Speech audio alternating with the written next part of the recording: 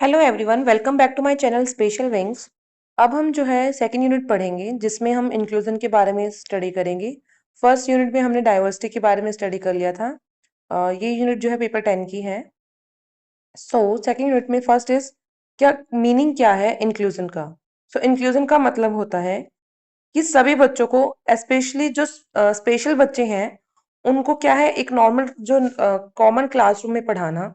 ठीक है, उनके नीड्स को फुलफिल करना, जो बच्चे की आवश्यकता है उनको पूरा करते हुए सभी बच्चों को जो है इक्वालिटी के साथ में, यानी कि सबको बराबर अपॉर्चुनिटीज देना। ठीक है, और हिंदी में मैंने आपको यहाँ पे लिख के दे दी है। सो ऑल्सो इसके डेफिनेशन भी आप एक याद कर लीजिए। यह डेफिनेशन और मीनिंग आप मतलब exact copy to copy learn करने की जरूरत नहीं है। आप बस ओवरव्यू देख लीजिए और आपको बस इसका ये है कि मीनिंग बताओ तो आप लिख सकते हैं पेपर में, इतना हो। ठीक है।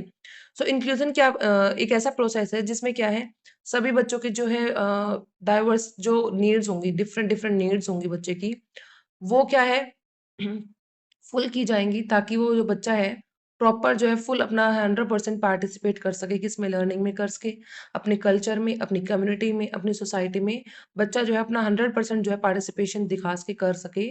तो उनकी जो नीड्स है उनको हम अपना पहले पूरा करें। ठीक है। सो ये डेफिनेशन हो गई। फिर है इसके बेनिफिट्स क्या क्या है। सो जहाँ इंक्लूजन होगा वहां क्या होगा, समावेशी से क्या होगा, सभी को समान अवसर मिलेंगे शिक्षा के। ठीक है, बच्चों में डिस्क्रिमिनेशन नहीं होगा, भेदभाव में कमी होगी। ठीक है, और सामाजिक समावेश होगा। बच्चे अगर आज क्लासरूम में एक साथ पढ़ रहे हैं तो आगे चलकर वो हमारे यूथ बनेंगे, और जब बड़े हो जाएंगे बच्चे तो वो क्या है समाज में भी वहां पे जो है समान अवसर और इक्वालिटी होगी। बच्चे जो है पहले ही सेंसिटाइज होंगे और वो भी दूसरों को भी करेंगे। ठीक है, और क्लासरूम में से भी बच्चे जो है अभी से ही अगर शुरू हो जाएंगे क्लासरूम में बच्चे जो दूसरे बच्चों को देखकर स्पेशल बच्चों को साथ रहना, सो बच्चे क्या है एम्पैथेटिक और सेंसिटाइज पहले ही हो जाएंगे उनके प्रति, है ना। फिर है बेनिफिट्स, इंक्लूड ऑल्सो। बेनिफिट्स में क्या क्या है, एजुकेशनल अपॉर्चुनिटीज होगी, डिस्क्रिमिनेशन होगा, सोशल इंक्लूजन हो गया, एम्पैथी होगा, बच्चे कोऑपरेट करना भी सीख जाएंगे। इसकी है कैरेक्टरिस्टिक्स, विविधता का सम्मान, यानी कि जो सभी डाइवर्सिटी होगी वहां पे क्या है एक दूसरे की रिस्पेक्ट करना। ठीक है, फ्लेक्सिबल करिकुलम होगा हमारा, और शिक्षण सहयोगात्मक शिक्षण, यानी कि एक दूसरे को जो है सहयोग करके शिक्षण करना। टीचर जो है एज अ फैसिलिटेटर काम करेगा वहां पे। टीचर जो है एज अ फैसिलिटेटर होंगे वहां पे, है ना। फिर है बाधा रहित एनवायरनमेंट, यानी कि एक ऐसा एनवायरनमेंट बनाना जिसमें क्या है कोई बैरियर ना हो, बैरियर फ्री एनवायरनमेंट बनाना है। ठीक है। फिर है, हाँ मैंने आपको बता दिया है सारा करेक्टरिस्टिक्स इंक्लूड्स में। फिर सेकंड यूनिट है जिसमें है प्रिंसिपल्स ऑफ इंक्लूजन। क्या प्रिंसिपल्स हैं इंक्लूजन के।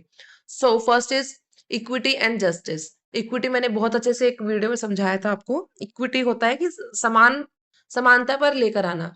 जैसे अभी आप जो है जो नॉर्मल बच्चे होंगे वो उनका लेवल अच्छा मिलेगा, रेदर देन जो स्पेशल बच्चे होंगे उनका लेवल अभी थोड़ा पीछे मिलेगा, क्योंकि वो पहले क्या है उनकी जो डेवलपमेंट है वो लेट शुरू हुई है। एक तो उनको अवसर भी नहीं मिले, स्टार्टिंग में उनको एजुकेशन ही नहीं मिलती थी। ठीक है, और आप एग्जाम्पल से मान लीजिए जैसे कि एससी जो है उनको रिजर्वेशन क्यों दिया जाता है, ताकि वो इक्विटी वहां पे लेकर आ सके।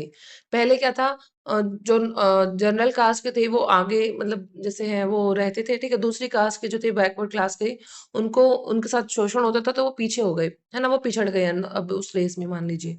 तो उस रेस में अब बराबर लेके आने के लिए उनको क्या रिजर्वेशन दी जाती है ताकि वो जो समान अवसर हो सके, उसके बाद में इक्वल अपॉर्चुनिटीज का आएगा। सो सेम यहाँ पे भी है, इक्विटी लेके आना बच्चों में, और ठीक है एक न्याय लेके आना, जस्टिस लेके आना क्लासरूम में भी और सोसाइटी में भी, है ना।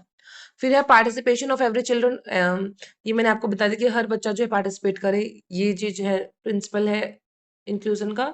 फिर रिस्पेक्ट हो डाइवर्सिटी में, जो विविधता है क्लासरूम में एक दूसरे के लिए रिस्पेक्ट होना। कोलैबोरेटिव अप्रोच, यानी कि एक दूसरे के साथ मिलकर ठीक है काम करना, सीखना, लर्निंग करना। Adaptability and flexibility. अडेप्टेबिलिटी यानी कि अडप्ट कर लेना, एक दूसरे के स्टाइल को अडप्ट कर लेना। कि अगर कोई बच्चा जो है लिख नहीं पा रहा है, ठीक है, तो टीचर ने उसको सपोर्ट दिया, ठीक है, तो वो चीज को अडप्ट कर ले।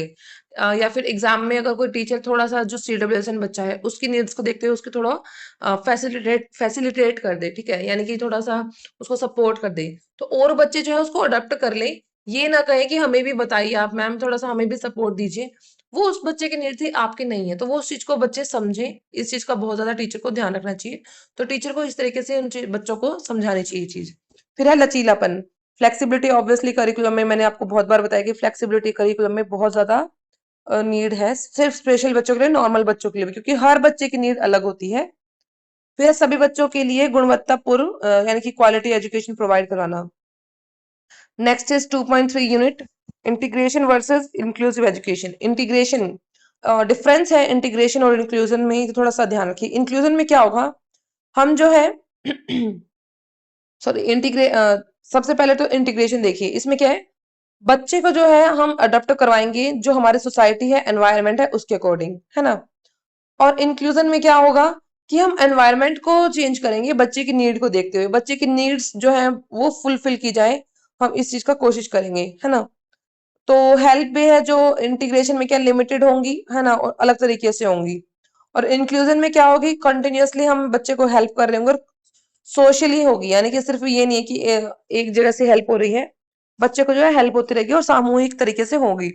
करिकुलम जो होगा इंटीग्रेशन में, मैंने बता दिया बच्चा अडॉप्ट करेगा करिकुलम को, सो वहां पे क्या होगा, करिकुलम चेंज नहीं होगा। बल्कि इंक्लूजन में क्या है, हम करिकुलम को चेंज करेंगे, ठीक है, जो भी जितना हो उसके हम करिकुलम हमारा फ्लेक्सिबल रहेगा, है ना। फिर है इमोशंस, इसमें इंटीग्रेशन में क्या है कि बच्चा जो है सहन करेगा उस चीज को।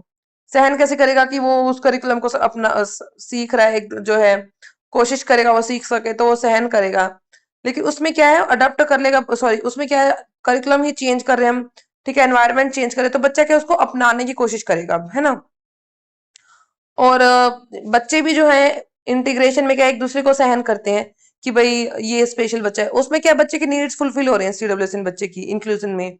सो इंक्लूजन में बच्चे, जब बच्चे की नीड्स फुलफिल होंगी तो बच्चा कॉन्फिडेंट होगा, ठीक है, और अच्छे से परफॉर्म करेगा।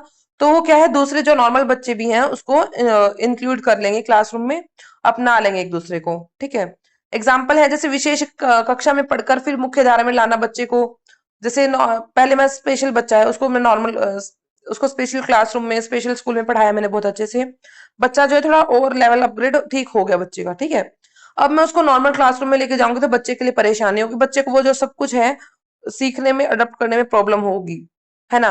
और अगर मैं इंक्लूजन में क्या है कि अगर मैं बच्चे को नॉर्मल से ही स्टार्टिंग में ही क्लासरूम में, नॉर्मल क्लासरूम में पढ़ाऊं, ठीक है, तो वो बच्चे को क्या है, दिक्कत नहीं आएगी नए एनवायरनमेंट में जाने की, वो बच्चा जो है उस एनवायरनमेंट में ही ढल जाएगा।